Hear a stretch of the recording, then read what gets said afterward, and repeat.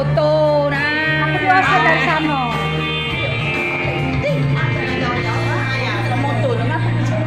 Kakek kata foto ni, kata aku je ni. Ini punya siapa ya? Kata.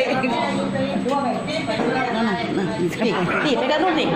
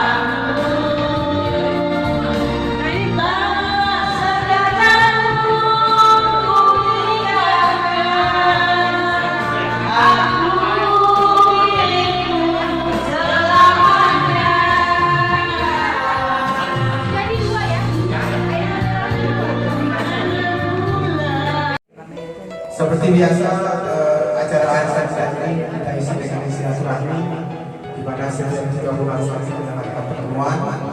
Maka pada pertemuan ini menjadi pertemuan yang khusus. Kami dari Taman mengucapkan terima kasih atas jamuan dari Ibu Sumiati sehingga kami dapat berkumpul pada sore hari ini.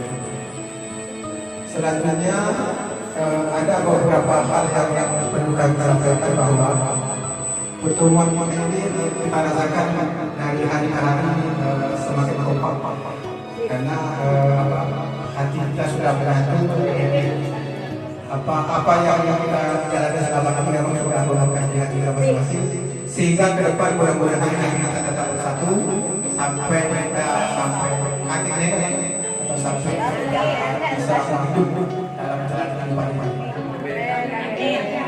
Itu yang